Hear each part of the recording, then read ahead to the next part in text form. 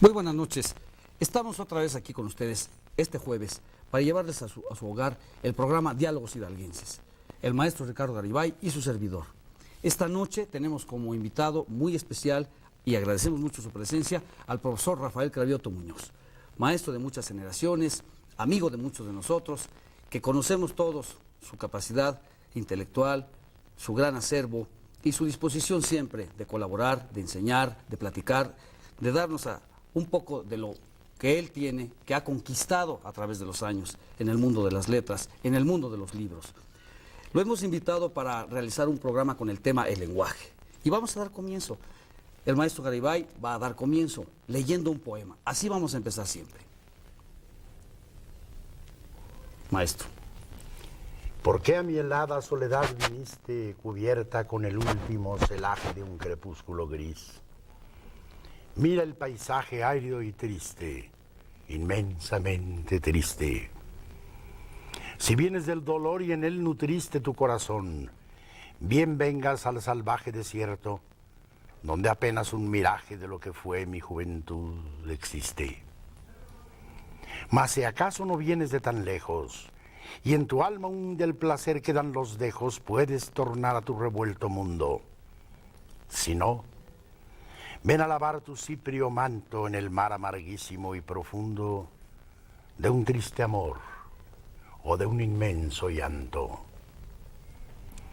Normalmente comienzo una conferencia, un programa de televisión o de radio, de lo que sea, si es cosa pública, leyendo un poema. Esto suple aquella oración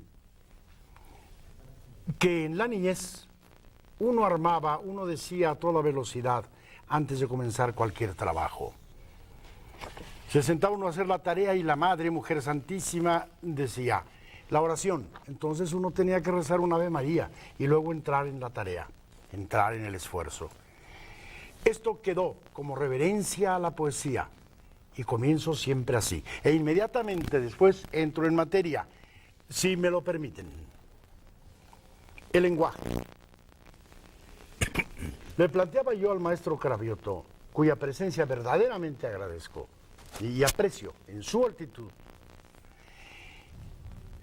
Y comentaba yo con él, antes del programa, un poco, muy por encima, la ventaja de los animales según los sentidos en relación con la condición humana, con el hombre. El hombre es el hombre y la mujer, los dos.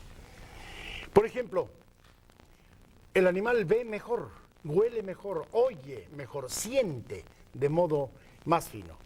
Ver, oír, oler, gustar y tocar. Gusta, esto sí no me consta y puede que no.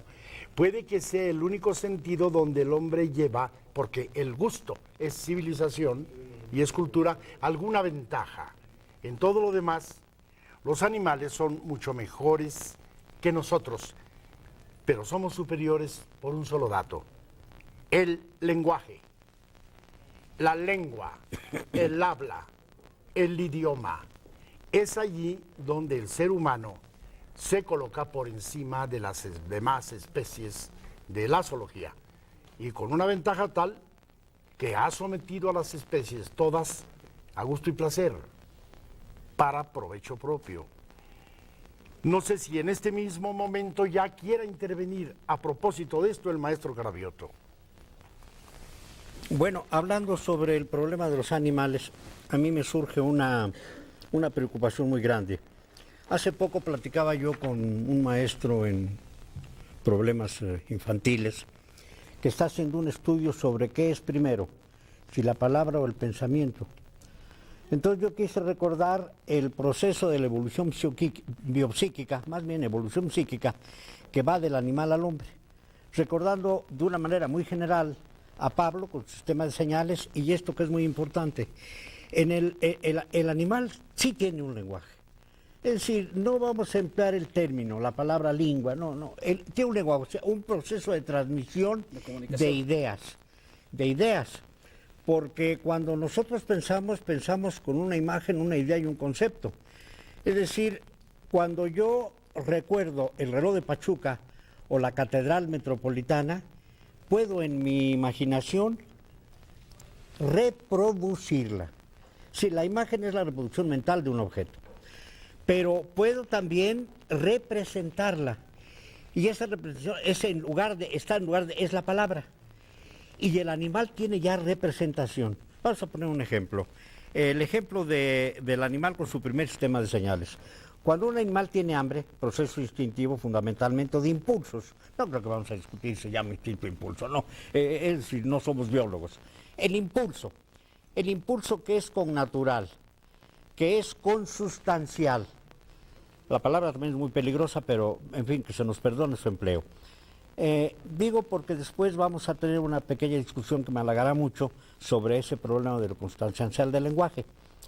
Cuando el animal es capaz de separar la cualidad de un objeto, en ese momento empieza un proceso del lenguaje.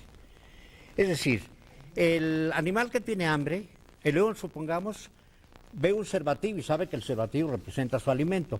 Pero cuando ve nada más la huella del cervatillo, cuando huele la huella del cervatillo, todos nosotros sabemos que el olfato es lo más importante en los cuadrúpedos. Sin el olfato sería imposible su vida, es lo que les permite. En el momento en que una cualidad separada representa al objeto, para mí, creo yo, para mí, se ha dicho sobre el particular, en ese momento aparece ya un proceso de lenguaje. Pablo le llamó primer sistema de señales. No. El hombre no, el hombre cuando tiene hambre y ve en el camino una cuchara y un tenedor, sabe perfectamente bien que allá hay alimento y demás, ¿no? Pero aquí viene algo mucho más importante todavía, que es sobre lo que yo quiero abordar un poco. La palabra como voz significativa, es decir, la palabra como representación, como reproducción y como conceptualización. Sí, los tres aspectos juntos. La palabra ya significa, hace un momento, en ese bellísimo poema, tenemos ya la posibilidad de hacer una serie de lucubraciones o lucubraciones que pueden ser de las dos maneras ya actualmente. Hay una desvergüenza tremenda con el lenguaje y el último diccionario de la Academia permite todas las barbaridades ya. Ahora, naturalmente, ya autorizadas por la Academia. Entonces creo yo que el animal tiene una enorme posibilidad de comunicación. Vamos a ver por qué, insisto bien, que pudiéramos decir que es un lenguaje primitivo. El niño, cuando apenas empieza a hablar, cuando empieza apenas esa coordinación que es tan importante, recibe ya pequeñas órdenes, como por ejemplo, tráeme ese vaso, tráeme ese periódico. Al animal se le enseña también a llevar el periódico. Cuando el niño es capaz de entender que debe hacer una serie de movimientos para traer un objeto, en ese momento nosotros estamos empleando ya un vocabulario, que no necesita ser simplemente una grafía o un fonema, no, que es algo más, es un concepto. Y aquí viene el problema que sí es de mucha discusión, ¿qué fue primero, la idea o la palabra? Y tendríamos forzosamente que recurrir a un aspecto fundamentalmente religioso, ¿no? En arquetas logos, en el principio era el verbo, pero estaríamos ya dentro de un plano profundamente religioso. Yo recuerdo, hablando de poesía, que había en el viejo libro FTD un verso que dice: es puerta de luz un libro abierto. Entra por ella niño y de seguro que para ti serán en el futuro Dios más visible, su poder más cierto. Es decir, el idioma, el lenguaje, era precisamente para interpretar el mensaje de la divinidad. Yeah. Era fundamentalmente eso, ¿no? Había que leer, ¿para qué? Para conocer la palabra sagrada, la palabra de revelación. Vasconcelos lo expresó admirablemente en algo que a mí me revienta completamente: por mi raza habrá el Espíritu Santo, que es lo que quiso decir Vasconcelos, sí. Y lo dice en el ocaso de su vida. Entonces a mí me gustaría que sobre ese aspecto abordáramos un poquito más, ya, para no acaparar tanto yo la palabra, porque tengo la desvergüenza de que la agarro y no la suelto. No, bien, bien. Solo que pregunto esto: ¿qué fue primero? ¿La palabra o la idea? Voy a contestar abusivamente. Ni me importa ni debe importarme, porque si no ha habido la palabra, si no la hubiera, no sabríamos que había idea. ¿Qué fue primero? Lo único que sé de cierto es que por la palabra sé que la idea existe. Por la palabra tengo la idea, y sin la palabra no tendría yo nada. O no podría yo dar testimonio de que tengo una idea. Entre los animales hay lenguaje, ciertamente, pero es un lenguaje sumamente larvario. Yo me atrevo más bien a llamarlo una mera comunicación. El primer sistema de señales.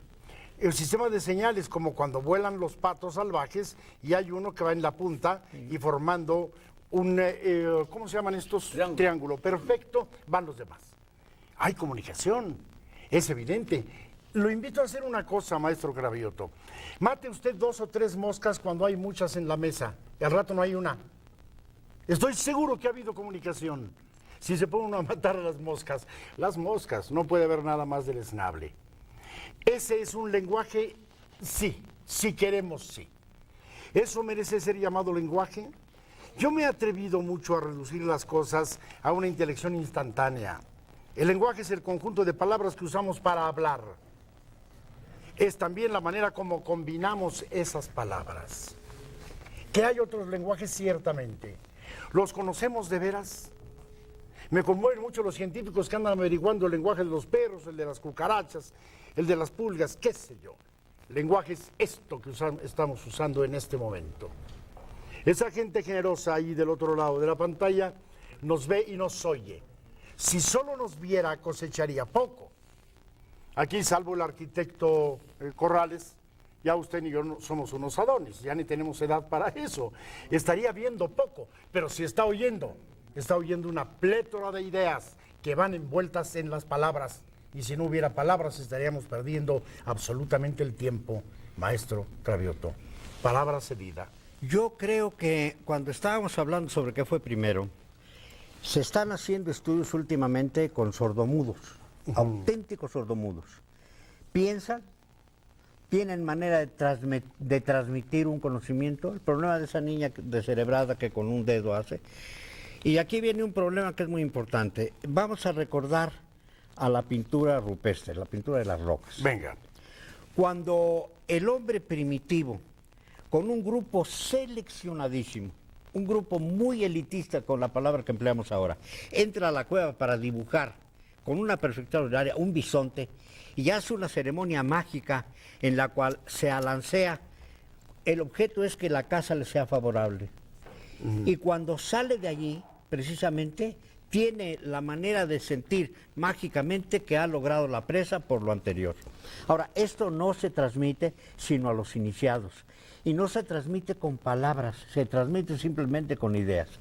Yo quisiera recordar un poco, Platón es el responsable, el culpable de casi 2000 años de atraso de la ciencia, con su famosa teoría de las ideas, ¿no? Que aprovechó admirablemente la patrística y que aprovechó admirablemente toda la filosofía medieval para hacer una serie de postulados que nos arruinaron de una manera terrible y que todavía nos siguen fastidiando tremendamente, ¿no? La ciencia no puede evolucionar sino en el seno de los conventos.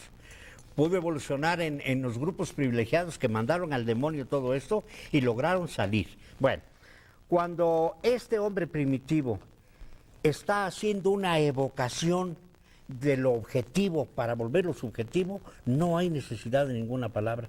Él está teniendo absolutamente puro pensamiento. Mire usted, yo quisiera recordar que toda esa manera de pensar del hombre primitivo es fundamentalmente metafórica, o sea, profundamente poética. Y la poesía, para los iniciados, auténticamente para los iniciados, para los que aman la poesía, no necesita ya absolutamente de palabras para hacer paráfrasis de todo. Cuando usted recuerda a Manuel José Otón, a mí inmediatamente me viene la evocación aquella preciosidad de soneto sobre, a ver si lo recuerdo, inmensidad, inmensidad arriba, inmensidad, inmensidad abajo. Tenemos la sensación auténtica, los que hemos vivido en lugares en donde hay esas hondonadas tan grandes, la Sierra del Cobre, etcétera, etcétera. En el Hondo Peñón, la Sierra Altiva, al pie cortada por horrendo tajo. Ese horrendo tajo nosotros lo evocamos continuamente, ¿no? Con una pura idea ya sin palabra, ¿no? Estamos haciendo una perífrasis poética, ¿no? Sí. Donde se incrustan las águilas serenas como clavos que se hunden lentamente. Magistral. Extraordinario, ¿no? Maravilloso. Es decir, toda esa poesía el hombre primitivo la tiene sin palabras, la tiene con la pura idea. Mire usted, el vocabulario de las tribus contemporáneas que ha estudiado Malinowski y tantos otros, no va a ser pedantería para mencionar a tantos, que ya son muchos, son legión, como se dice, han encontrado en las comunidades primitivas con un lenguaje sumamente primitivo casi subliminal, por emplear la palabra con un poco de abuso, ¿no? En que la evocación es tan grande que están todavía dentro de un primer sistema de señales con evolución al sistema segundo de Pablo. Ese tránsito lo ha logrado el hombre primitivo, lo han estudiado. Quién sabe qué sorpresa nos dé. Pero usted y yo, y los que amamos la poesía, y tú, con quien hemos discutido tanto sobre el curso llamado Nervo, que tanto nos ha preocupado a veces, perdón por la palabra, es un pleito personal. No debe mencionarse a ese mediocre poeta aquí, pero en fin. En esas condiciones nosotros recordamos admirablemente todo eso, ¿no? Metafóricamente, la idea es metáfora fundamentalmente. Ahora, se va a volver expresión por la palabra, pero aquí viene otro problema también. ¿Por qué se dice que la palabra es creadora? Pues se debe a Platón fundamentalmente, ¿no? El hombre de la caverna, recuerda usted la anécdota, si no hubiera estado en contacto con la idea que no es palabra, que es simplemente arquetipo, que es una esencia sin esencia y sin forma, y que sin la cual no es posible entenderlo. Dice, este vaso es vaso porque ya hay un vaso, el arquetipo de un vaso en el topos Uranus. Bueno, estas son, y aquí lo admitiríamos, ¿no? Estas son ideas sin palabras. No solo, la palabra va a venir posteriormente inventada por el hombre, transmitida. Y me recuerda atropelladamente esto, antes que me vaya la idea. El perro que vive en Inglaterra ladra en inglés, el que vive en Francia ladra en francés. Y es cierto, la onomatopeya del perro es distinta. ¿Por qué? Porque hay una influencia fonética, fundamentalmente, ¿no? Fonética, ¿no? Incluso cuando nosotros escribimos la grafía, decimos guau o bou. Es decir, ya incluso empleando el término. Esto también es poesía. Recuerdo otra cosa, ideas sin palabras, y que son transmisión. El mexicano es extraordinario y tiene cosas divinas, ¿no? Cuando se refiere el mexicano, el grupo mexicano, tiene usted toda razón. Hay muchos Méxicos, hay muchos mexicanos, ¿no? Mexicano tipo nuestro, nosotros, ¿no? Decimos, tengo un jarro de este tamaño, asinita, y tengo un perro asinita, y tengo un muchacho asinita. Hay una equivalencia, hay un tránsito de lo concreto a lo abstracto, de lo material a lo inmaterial. Lo material así, lo que empieza a no ser tan material así. Y erección, el hombre. Por eso la erección es la actividad fundamental de lo varonil, de lo humano y poéticamente también de lo Sí, señor. Entonces, ese es mi concepto sobre el particular. Conste, maestro Cravioto, que ha expuesto usted con brillantez, es cierto, una serie de ideas para demostrar que las palabras no son necesarias, y lo ha hecho solo a base de muchas palabras. Durante 10 minutos no dejó usted de hablar, es decir, estuvo usando palabras sin las cuales la comunicación entre nosotros y el generoso público que nos ve hubiera sido imposible, ¿sí o no? Claro. Bueno, maestro, y el lenguaje aquel que no lleva palabras, el del arte. Que es un mundo maravilloso el lenguaje del arte. El pintor, que sin decir una sola palabra, imprime. Ese es el lenguaje del primitivo, el pintor, conste. No nada más una figura o una imagen, sino un contenido, porque un pintor valioso aporta en su lienzo no solamente color, contraste, figura, armonía, etcétera, perspectiva, sino un sentimiento. Hay cuadros que uno ve de alguien que ha sufrido y se está viendo ahí su sufrimiento. Bueno. El clásico mexicano en esto es Frida Kahlo, ¿no? Cultura. Bueno, por eso. No, pero también ahí hay expresión, comunicación de sentimientos y de cosas profundas de la mente, exclusivamente hechas con dibujos, sin palabras. Cultura. ¿No es lenguaje también el arte?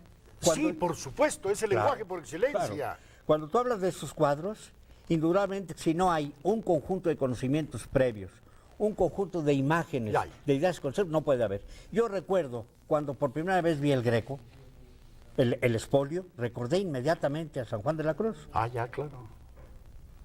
Porque claro, venía, pero eso significa conocimiento anterior, ¿no? Cuando yo veo a Tamayo y no logro entenderlo en lo absoluto, me pongo con todo el esfuerzo necesario y la buena voluntad a pensar qué es lo que quiso decir. Hemos discutido mucho de Tamayo y hemos visto pintura de Tamayo, y en algunas cosas yo te he dicho, profesor, aquí hay arte, aquí por supuesto que hay colorido. Debe haberlo, por lo menos expresión de un estilo definido, ¿no? Sí. Pero a ti no te gusta. Mira, conste que está reduciendo todo a la idea. Sí. Y habló toda la vasta cultura que hay detrás de la idea o de Sí, cada absolutamente. Yo recuerdo esos zapatos de Van Gogh, que emocionan tremendamente, ¿no? Es un par de zapatos viejos. Sí, pero detrás de esto está Solá, está la taberna, toda la historia de Naná y todo esto que nos han dejado. Está Víctor Hugo y están Los Miserables, y está la Esmeralda y 20,000 cosas, ¿no? El Jorobado, en donde hay zapatos. Y llega un momento en que uno tiene una conceptuación ideográfica, ideofonética, en que casi reproduce uno. El silbido, que no es palabra, tiene una connotación en el lenguaje minero mexicano tremenda, ¿no? Bueno, tú recuerdas, somos chicos del instituto, con el... Recordamos, allá hay un institutense, nos identificamos. Sí. Y volvemos otra vez a eso, pero podemos seguir bordando un poco. Ya, cultura, dijo usted. El problema de la cultura. Recordemos un cuadro, ¿cómo se llama el pintor que vivió en Xochimilco y murió en la miseria y que pintó un cuadro famosísimo que se llama Tata Jesucristo? Sí. El cuadro. Goitia. Tata Jesucristo es una mujer indígena delante de un cirio encendido. No recuerdo si hay el cadáver de un niño ahí al pie, no recuerdo. Se supone. La mujer tiene un rictus de dolor, tapándose casi enteramente la cara, con las manos muy intenso. El cuadro se llama Tata Jesucristo. Detrás de esto está el conocimiento de la esencia del dolor, de la muerte, de la esperanza, de la redención y de la liturgia.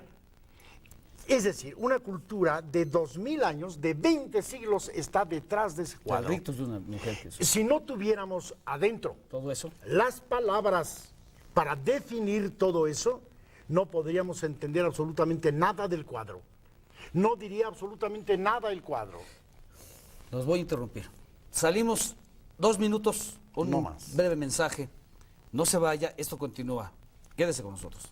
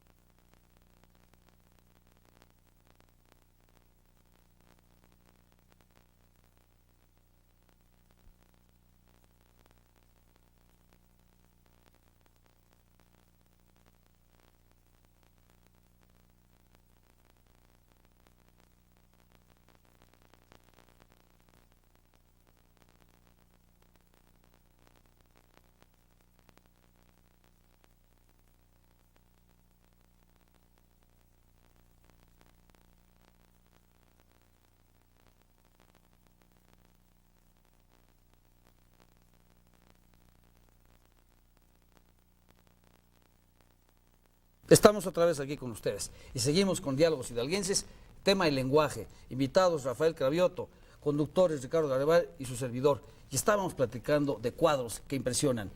Había don Ricardo hablado de el cuadro Tata Jesucristo y tú querías hacer otra cosa. Un comentario sobre un cuadro también muy hermoso de José Clemente Orozco, que es La Despedida.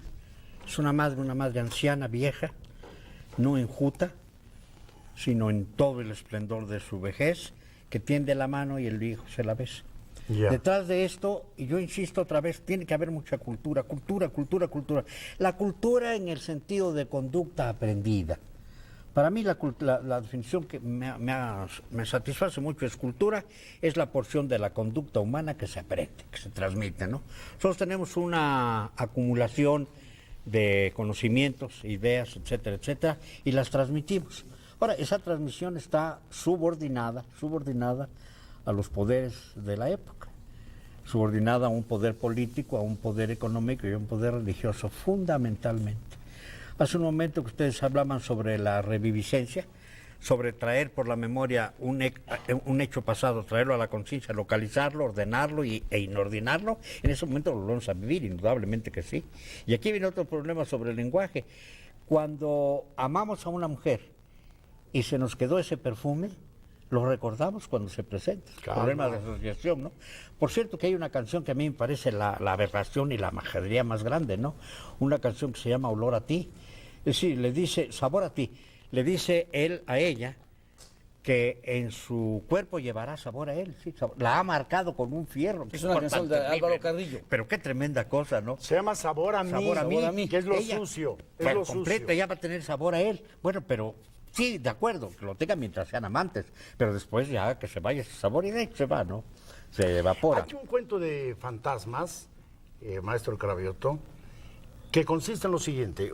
Son dos jóvenes, como debe ser siempre la cosa, se aman. Ella muere. Él va todas las tardes del 15 de febrero de todos los años a un cuarto donde estuvieron juntos muchas veces y un tenue olor a jacintos entra por la ventana.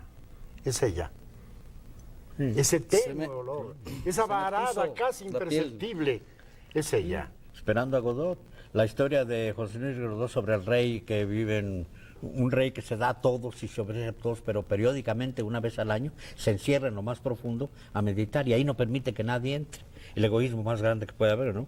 Si el valor de la cultura humana es eso, precisamente, dejarlo fuera, transmitirlo, ¿no? Sin revelación, o con revelación humana, mejor dicho. Yo quiero insistir mucho en que cuando yo he hablado de ideas, de imágenes y de conceptos, de ninguna manera he pensado que no deben existir las palabras, ¿no? La prueba está que las empleamos a una barbaridad. Simplemente he querido presentar el proceso evolutivo en que es posible todavía volver otra vez al complejo reptílico y volver a pensar sin palabras. ¿Cómo? Pensar sin palabras. ¿Cómo? Voy a decir cómo. Cuando ojalá y pudiéramos pensar con palabras y transmitirlas, seríamos los grandes escritores extraordinarios, ¿no? Cuando yo me emociono ante un Greco, o más aún, cuando yo me emociono, y auténticamente me emociono ante el cuadro de Picasso, el que se venía en Nueva York con dos policías con las manos aquí, Guernica, yo me pongo a pensar con toda honradez si esa emoción mía fue simplemente una emoción cultural y no otra cosa. Y fue esto, desde luego, ¿no? Fue el recordar la obra sobre la cual fue hecha el Guernica. Fue recordar el rapto de las Sabinas, todas esas cosas que ya han y quizá planteado también la tragedia de la guerra española y los refugiados que trataste mucho. Y todo eso esto, representa todo eso, esto es cultura. Y en ese momento, si yo tuviera la posibilidad de usar palabras, bueno, sería yo un escritor extraordinario, no, son simplemente maneja las ideas. Yo creo que es fácil muy bien. Lo que yo he mencionado como imagen, idea y concepto, es fácil separarlo y hacer abstracciones profundas. Recuerde usted a Vasconcelos. Entre las cosas que tienen, para mí, que soy un antivasconcelista completo, yo también, que tienen valor, es ese proceso en el cual él dice que quiere llegar a la esencia profunda de las primeras causas y sin necesidad de ninguna palabras tener ese ascenso místico y que Berzón lo logra en teoría. Ahora, la realidad es otra, ¿no? La realidad es otra absolutamente. ¿Cómo lo logra Berzón sin palabras? ¿Cómo podríamos saber que lo logró Berzón sin palabras? Bueno, no, pues lo ha explicado con palabras, indudablemente que sí, lo ha explicado con palabras, pero la explicación es esta, ¿no? Nosotros no llegamos al conocimiento por el objeto como objeto, ni por la cualidad del objeto, con segundo sistema de señales, sino directamente con una aceptación, con un efluvio que emana del concepto profundo del objeto para que sin palabras se convierta en la idea pura y completa. Yo no estoy de acuerdo en lo absoluto, ¿no? Lo menciono simplemente como un dato cultural. No estoy de acuerdo en lo absoluto, ¿no? Simplemente hablé de un proceso evolutivo, ¿no? De acuerdo. Sí, y usted me dijo con un floreteo que es muy agradable, un touché para mí, que yo había empleado 30,000 palabras. Es cierto, sin ellas hubiera sido imposible, ¿no? Está bien. Claro, claro. Sin la voz, sin la palabra, sin el lenguaje, pero identifiquémoslo con palabra y con lengua y con idioma. No hay nada. Hay una vida puramente animal. La inmensa soberbia de la condición humana está en la palabra. En el principio era el verbo, en la medida en que Dios mismo, ni usted ni yo creemos, pero aceptamos la convención para poder hablar. En el principio era el verbo, en la medida en que Dios da primero el verbo, porque en Dios la palabra es idea, y es acto, y es cosa. Platón. Otra vez Platón. Otra vez Platón. Otra vez También está en Platón. la escritura, Un poco pero aristotelicado. Platón. Sí, sí, absolutamente. Está un Sí, poco aristotelicado. absolutamente, sí, ya. Se le combina un poco y viene lo mismo. O Plotino, peor todavía, ¿no? Que es la adoración de Vasconcelos, que pues me revienta tanto, A mí me ¿no? encanta el viejo Sí. Plotino. Bueno, es bien muy loco, agradable, es pero poético. me encanta. Si el problema de esto es que la vulgarización que se hizo de las Eneadas de Plotino llegó a ser pedantería barata, porque hay pedantería fina y hay pedantería muy barata. Esa pedantería barata consistió en evocar y evocar y evocar y mencionar simplemente con 2, 3 ideas, además muy bien dichas, toda una serie de intríngulis que no condujeron a nada. Casi son absolutamente. asociaciones libres de que habla el Sí, psicoanálisis, ¿no? bizantinismos nada más. Ya, claro. Bueno. Provendamente. Pero de despedidas, él invocó la despedida Del cuadro del cuadro de Orozco. De Orozco. Linda cosa. Y quien conozca el cuadro sabrá que es bella cosa. Yo quiero evocar otra despedida. Esta despedida, de la que voy a hablar muy velozmente, está en un libro que se llama Samurai, de la escritora japonesa Isako Matsubara. Un determinado día, al anochecer, en Japón, en todas las ciudades de Japón, se reúne la gente. Cada persona, si tiene algo de qué despedirse o tiene un encuentro que anhelar, echa un barquito en el agua con un pequeño cirio, con una vela chiquita, encendido. Esa tarde no hay viento, no hay marea, el oleaje es muy tenue y se van los barquitos. Y toda la gente está en la orilla rezando, esperando que este barquito que envió se encuentre con otro que se envió hace 40 años, o hace 80 o 120. Que el bisabuelo encuentre a la bisabuela, pero cuando eran jóvenes. Por eso es el pequeño cirio ardiendo. Es también otra despedida que requiere una barbaridad de cultura en el pueblo ese japonés que la tiene tanta, ¿no? Y que viene a ser un poco corolario de la despedida que usted evocó de Orozco, y que yo solo quería dar para que la gente la oiga. Sigamos. Yo recuerdo otra despedida antes de terminar, yo otra también, despedida yo muy otra, hermosa yo otra. que a mí me emocionó profundamente. Cuando yo leí, ya digamos la quinta o sexta vez, porque la primera se devora sin entenderla, la Divina Comedia, esa despedida de Beatriz, cuando ya no puede acompañarla al cielo, y él con unas cuantas palabras, lástima que no las puedo recordar de memoria, otras recuerdo, pero se me va. Más o menos dice, pero ella ya no está, lejos se fuera. En el momento en que la busca, no existe. Pero la impresión de los tercetos es tan hermosa, naturalmente traducidos, no, yo no leo toscano ni italiano, a pesar de mi ascendencia, de nuestra ascendencia. Es muy emocionante ese tipo de despedida. También hay las grandes despedidas, podríamos recordar algunas otras, pero... Hay un haikai o haiku, ¿cómo prefiere usted decir? Haikai. Haikai.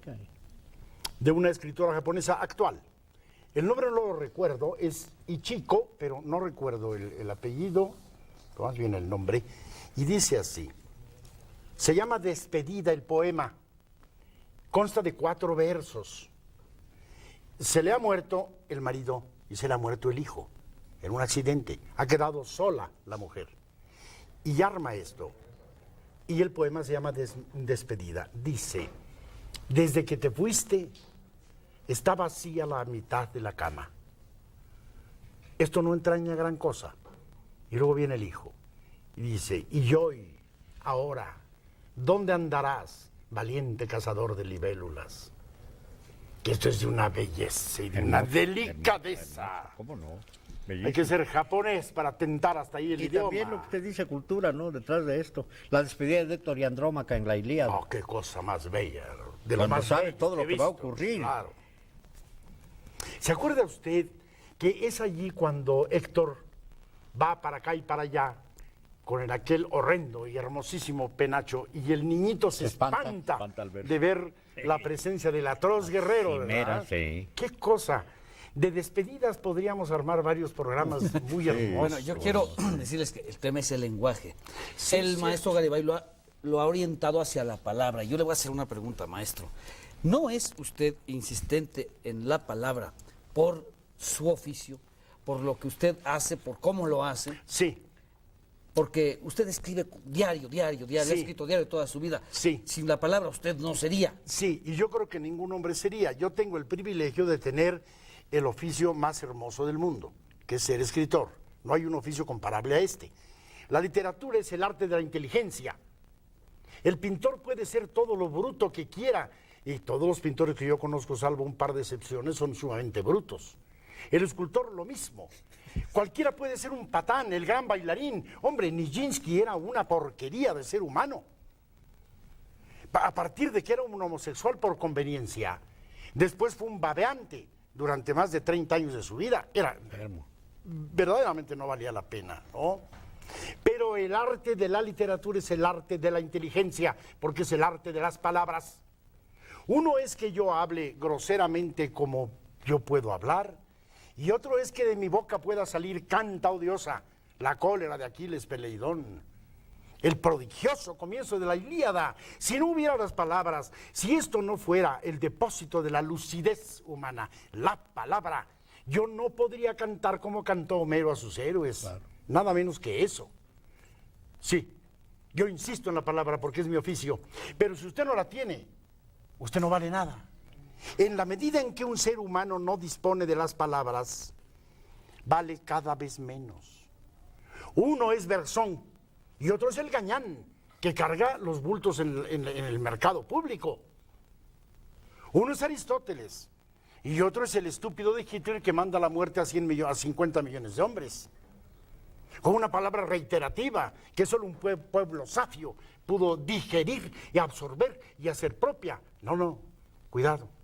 Sin la palabra no tenemos nada que hacer en este mundo. Toda la tragedia de Jesucristo está afincada en unas cuantas palabras. Y era tan poderoso ese verbo que ni siquiera lo escribió. Dejó que unos albayaldes lo hicieran por él y ha tenido la fuerza de pasar a todos los idiomas y a todos los siglos de cultura judeo-cristiana occidental absolutamente impulsos. Con una inmensa eficacia es la palabra. El día que otro hombre vuelva a poder decir con originalidad, bienaventurados los pobres de espíritu, porque de ellos es el reino de los cielos, estaremos ante otro milagro prodigioso de la condición humana. Por eso mi empeño. Bien. Profesor. Ahora retome usted, profesor, porque he quedado ligeramente agotado. Yo pienso que Yo tengo otra pregunta para el profesor que es parecida a la que tuve con don Ricardo. Tú eres un hombre de una gran cultura y de una gran acervo. Pero el profesor no usa mucho la palabra escrita. Y digo no usa mucho porque no escribe mucho. Tampoco Lee. Sócrates, tampoco Jesús. No hay cuidado.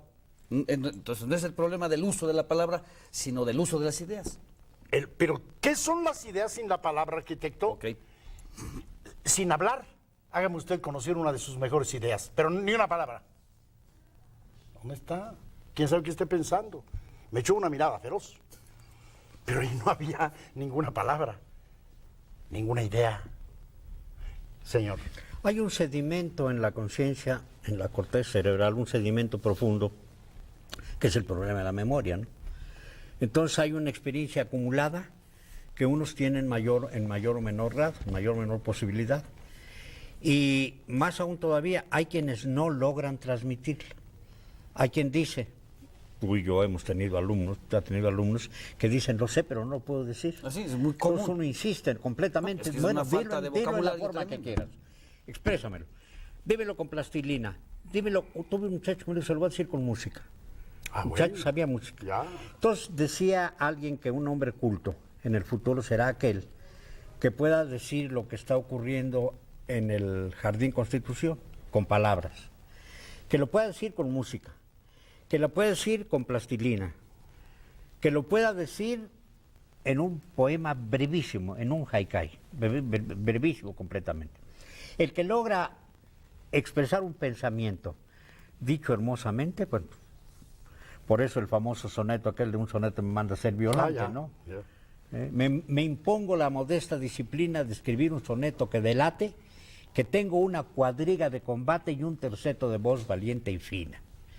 Mi pensamiento vaciará en divina crátera, vino puro para el bate, que sin temor su pensamiento ate y exprese lo que su alma vaticina. En el requiebro de sabor galante, sujetas mis palabras al capricho en el broche de limpia consonante, mi verso lucirá como en un nicho, imagen esculpida en el diamante de un pensamiento bellamente dicho. Nadie ha escapado al deseo de hacer un poema como este, yo escapé a eso, ¿no? Imitar a Lope, imitar a tantos, ¿no? Y demás. Bueno, lo que yo insisto en esto, y me gustaría retomar este tema, es decir, tomar este tema. ¿Actualmente hay una degeneración del lenguaje o qué es lo que está ocurriendo? ¿Por qué en los periódicos se emplean tantas palabrotas sin sentido? Bien, profesor. Voy a interrumpir porque esto es así y tengo que hacer un paréntesis. Vamos a unos mensajes, regresamos. No se vaya, esto sigue, continúa con su tema. Es...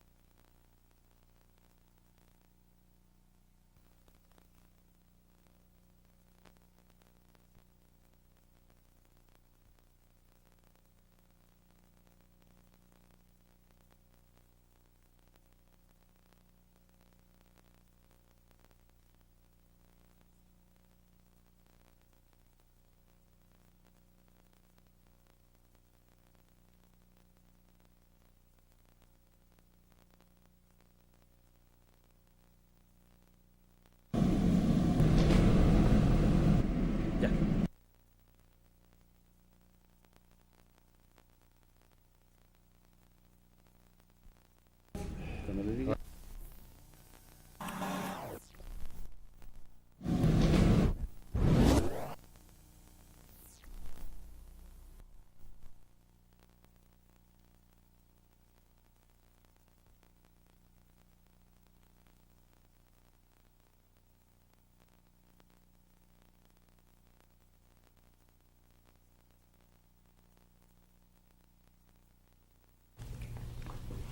Vea usted que en todas las épocas de la historia toda del mundo ha habido hombres de pro, así se dice, que lamentan el desuso o el vicio en que está cayendo la lengua o el idioma. En todas las épocas. Lo mismo vamos a hacer hoy. Vamos a lamentar el desuso de la lengua castellana o los vicios, algunos realmente repulsivos, de que se está nutriendo la pobre lengua. Es un tema que lanzó de pronto como moneda envenenada el maestro Cravioto. Por eso le doy la palabra para que arranque y yo meta por ahí mi cuchara. Sí, Yo mencionaba que actualmente en las revistas, en los periódicos, en los libros en general, se emplea una cantidad de voces malsonantes, inadecuadas y muy fuera de texto, no de contexto, muy fuera de texto, muy fuera de tono. Y se prodiga mucho esto. Sí, se consideran, los muchachitos que escriben, consideran que es de muy buen tono hablar de esto, sin saber que existen palabras bellísimas. Por ejemplo, plantear un problema de sexo, ¿no? Hay libros, yo recuerdo así de pronto a Alberti, en ese bellísimo poema Venus y Príapo, que es la esencia de un coito. Pero hay que ver qué manera de explicarlo tan extraordinaria, ¿no? Entonces, no, aquí lo emplean de una manera extravagante. De Alberti hay esto: la vida yende vida en plena vida y todo es un alegre campo de batalla. Que es para explicar el coito. Sí. Sí, ya, lo interrumpí un momento nada más. Entonces, y ahora piensan que en poesía, ellos le llaman poesía, y se les publica que deben decir barbaridades. Yo le decía una vez, yo esto lo puedo dictar al mismo tiempo a 2 secretarios o 3 como había Napoleón, decir una serie de barbaridades. Dame un pie cualquiera, 3, 4 palabras. Dame un pie cualquiera. Extraño mi tierra. Extraño mi tierra. Y cuando veo el atardecer, siento una paráfrasis nocturna que me eleva hasta no sé qué regiones inhóspitas donde tú no habitas, pero habita el ensueño, que a veces se descubre como se descubre un par de nalgas encima del mostrador. Y les parece formidable, ¿no? Es un poema, y lo publica. Esto lo mando y lo publican. La parodia Y es lo publican. excelente, excelente. Pero es que no es posible, ¿no? Si hay bellísimas palabras para mencionarlo. En francés hay 3, ¿no? Y en español tenemos pompas y tenemos García Lorca. García Lorca emplea el término típicamente español, pero con una gracia extraordinaria, ¿no? No, yo lo que veo es que hay una corrupción y que hay una tolerancia y que no hay crítica sobre el particular. Yo creo que nos hemos olvidado en la cátedra, en la escuela primaria y demás, en ir un poco a la mano. Ahora, siento, sin justificar que esto lo que ha ocurrido es esto. Vivimos una época en que quisimos mandar al demonio todos los dogales que nos oprimían. Y mandamos los dogales de la religión y de la política y de la economía y demás, los aventamos al demonio, ¿no? Nos deshicimos de ellos. Y en este libertinaje llegamos al problema más importante, que fue el problema de la comunicación, de la belleza de la palabra. Y no la degeneramos, el lenguaje no se degenera, se usa mal, pero no se degenera. Las palabras, y otra vez volvemos y le doy la razón, están allí dispuestas a que uno las use, a que las exprima, a que le saque todo el contenido significativo, a que haga con ellas ese juego tan maravilloso que es la hipérbole, o que es la metáfora, o la sinedo, que en fin, todos estos tropos que no saben usar nuestros muchachos, porque no se los hemos, la culpa es nuestra, no les hemos enseñado a leer. No les hemos enseñado a hacer con una frase una serie de lucubraciones. Pero aquí ocurre una cosa, ¿no? Hay que poner dentro de ellos mucho. Hay que hacer que tengan cada vez mayor acopio de conocimientos, que se conviertan en cultura, es decir, en hábito permanente y constante para su uso, su abuso y su usufructo. El hombre que sabe hacer esto enamora a una mujer, o resuelve un problema económico, o vende un producto en un cliente, o un problema político. Entonces, premisa, mejor dicho, conclusión sobre esto. Hay que ir en contra de este tipo de vocabulario que está dañando gravemente el idioma. ¿Cómo? No sé cómo. Pero sí, por lo menos ignorarlo y denunciarlo y delatarlo, ¿no?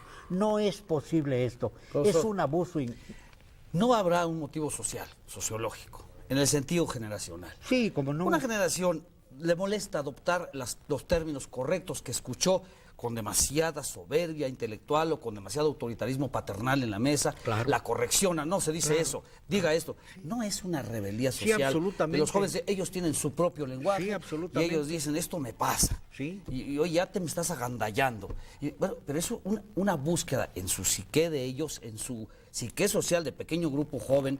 Vamos a hablar diferente a como hablan los maestros y los papás. Porque, pero mire usted, arquitecto, ¿hay una razón en ese sentido o no? Sí, pero es el origen y destino de las jergas. Aparecer como protesta social o generacional y desaparecer con la misma velocidad. El problema aquí es más grave. Estos son más bien los años desventurados, años de la comunicación de masas, de la comunicación masiva. Periódicos, revistas, radio, cine y televisión.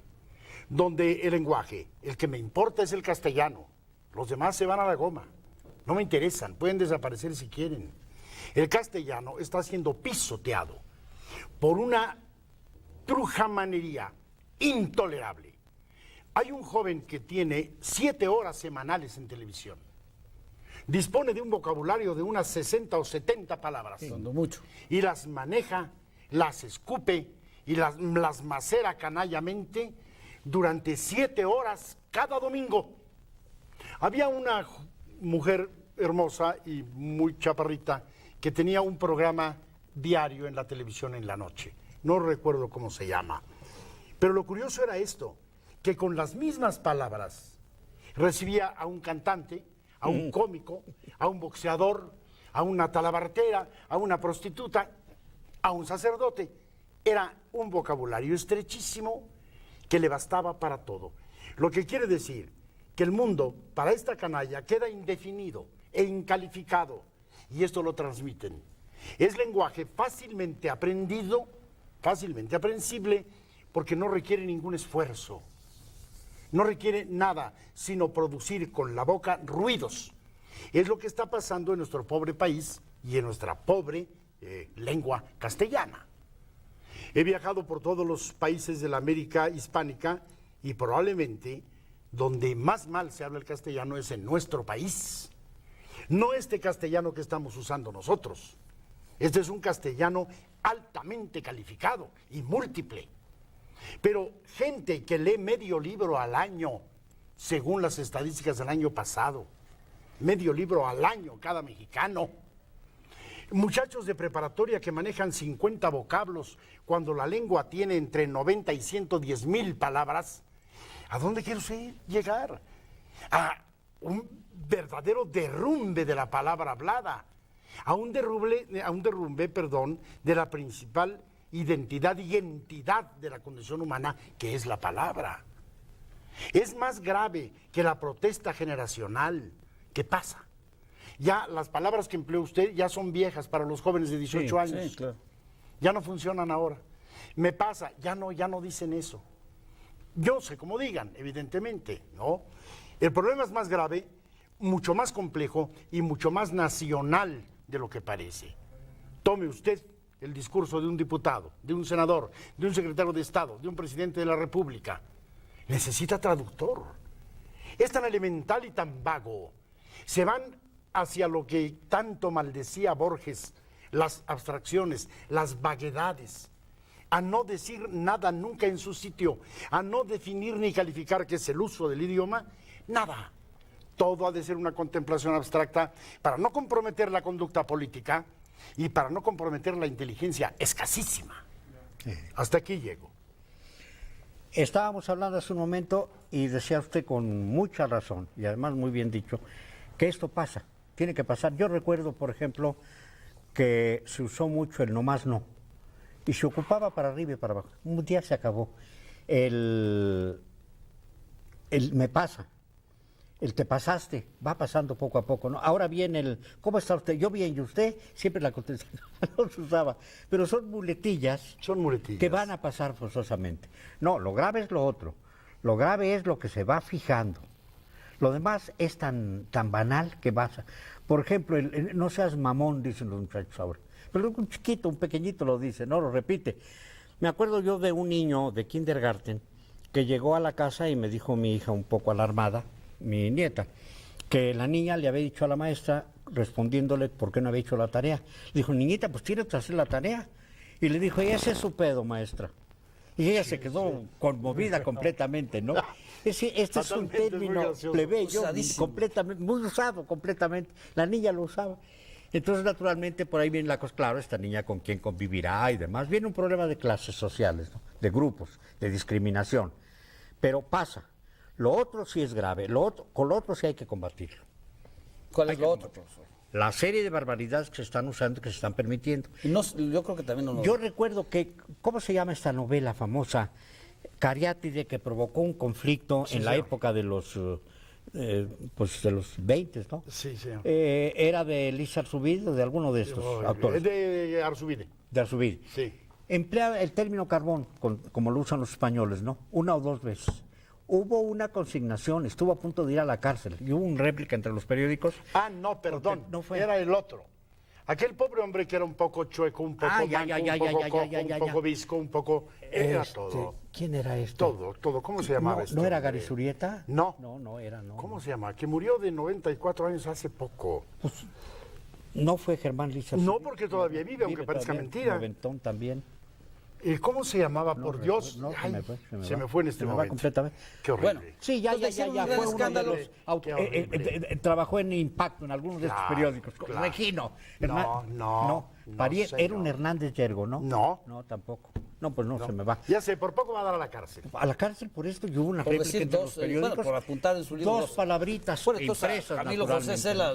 lo habrían metido a la cárcel en ese criterio. Bueno, yo lo metería por el hecho de escribir nada más.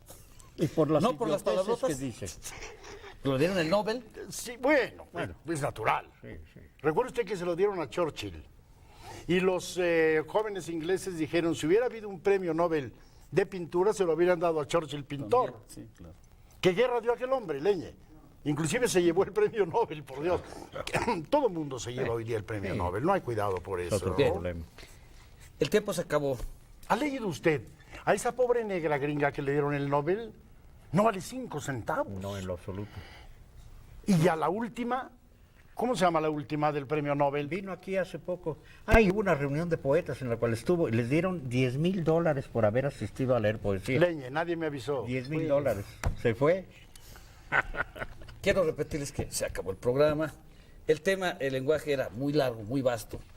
Ustedes dos podrían platicar 2 o 3 horas más, pero bueno, somos esclavos en la televisión del tiempo y pues tendremos que despedirnos. Vamos a hacer una conclusión rápida y mínima en un haikai de cerrar. Profesor primero. En un haikai cerrada. Cerrar, bueno, quise decir tan chico como un haikai, despedirte, Brevísimamente. brevísimo. Con la grata compañía, felices todos, nos despedimos hasta